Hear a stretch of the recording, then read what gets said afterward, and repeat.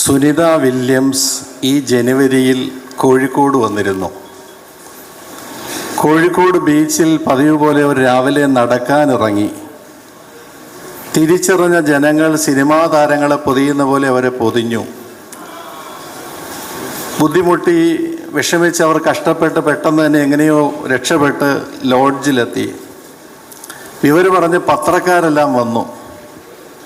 പത്രക്കാരവരെ interview ചെയ്തു. വിശദമായി വാർത്ത പത്രത്തിലുണ്ട്. കോഴിക്കോട് ബീച്ചിൽ ഒരു നക്ഷത്രം എന്നായിരുന്നു അന്നത്തെ വാർത്താ ഹെഡിങ്.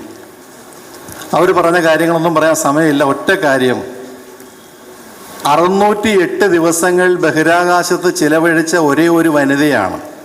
ഗുജറാത്ത് ബേസ്ഡാണ്, നമുക്ക് അഭിമാനിക്കാം.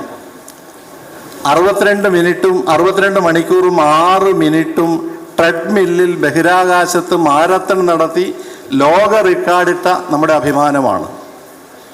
അവർ പറഞ്ഞ ഒരു കാര്യം നമുക്കെല്ലാം ശ്രദ്ധേയമാണ്.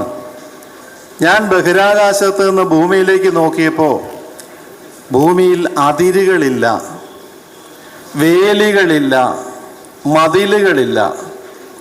എല്ലാവരും ഒരുപോലെ.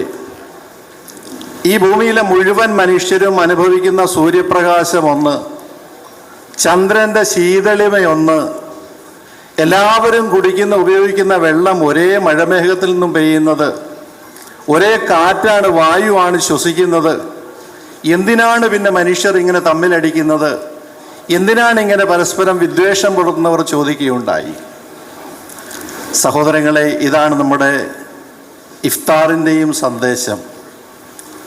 ഈ ലോകത്ത് നമ്മൾക്കിടയിൽ കുറഞ്ഞ കാലത്തെ ജീവിതത്തിനിടയിൽ ദയവായി മതിലുകൾ സൃഷ്ടിക്കാതിരിക്കുക, വിദ്വേഷങ്ങൾ ഉണ്ടാകാതിരിക്കുക.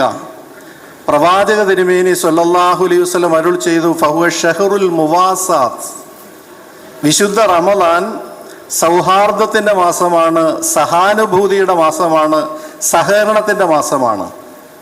ഈ സന്ദേശം ശരിക്കും ഉൾക്കൊണ്ട് ശ്രീ ജയനും അദ്ദേഹത്തിൻ്റെ ഭാരതീയം ട്രസ്റ്റും 8 വർഷമായി ഈ പറയപ്പെട്ട എല്ലാ പ്രധാനപ്പെട്ട പരിപാടികളും നടത്തി വരുന്നു.